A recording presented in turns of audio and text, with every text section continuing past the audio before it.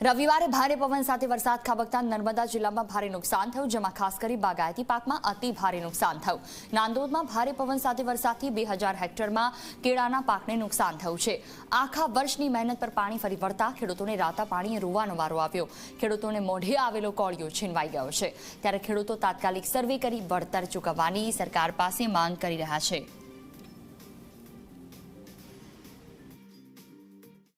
ગઈકાલે આવેલા અચાનક વાવાઝોડા અને વરસાદને કારણે નર્મદા જિલ્લાના નાંદોદ તાલુકાના લગભગ 2000 એકરથી વધુની જમીનમાં ખેડૂતોને નુકસાન થયું છે અને આ નુકસાન મોટે ભાગે કેળના પાકમાં છે। જે કેળ છે તે તૈયાર થયેલા પાકની કેળ સીધી જ વાવાઝોડાને કારણે બેસી ગઈ છે અને તેને કારણે આપણે હાલ જે ઊભા છે તે નાંદોદ તાલુકાના કેટલાક ખેતરોમાં છે અને ખેતરોના ખેડૂતો આપણી સાથે છે અને આપ દ્રશ્યમાં જોઈ શકો છો તે પ્રમાણે આ જે ખેતર છે એ ખેતરોમાં જે કેળ છે તે કેળ જમીનદોસ્ત થઈ ગઈ છે।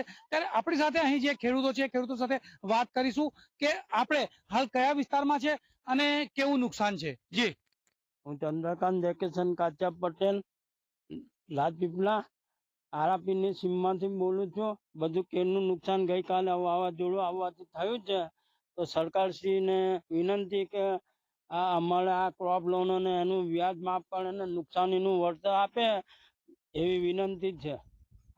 અને એક ખેડૂત આપણે પૂછીએ કે કેટલા વિસ્તારમાં કેવું નુકસાન છે અને કયો પાક હતો?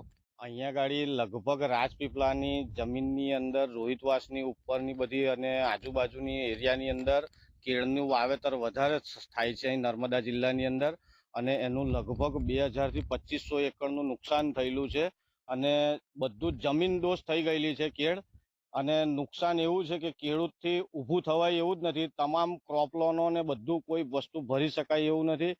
ખર્ચો બધો કરેલો, બિલકુલ ટ્રેક્ટર મારવાનો ખર્ચો બી હમણાં હાથમાં આવે એવો નથી અને બહુ અતિશય નુકસાન છે ગઈકાલના વાવાઝોડાથી। અન્ય એક ખેડૂત આપણે પૂછીએ કયા વિસ્તારમાં કેટલું નુકસાન છે અને મુખ્ય કયો પાક હતો કે જે પાકને નુકસાન છે?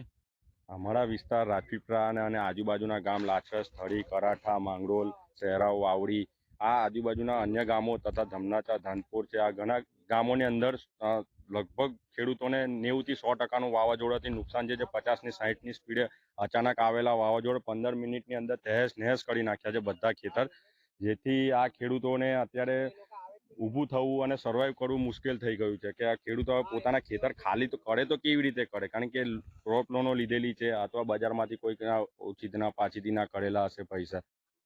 જે હાલ દેખાઈ રહ્યું છે કે એક ખેડૂતને કમસે કમ એકર દીઠ 2 થી 3 લાખ રૂપિયાનું નુકસાન આવે એવું લાગે છે મને।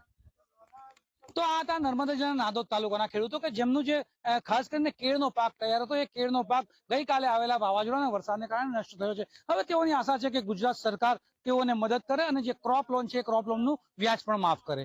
જયેશ દોશી, જી મીડિયા, નર્મદા।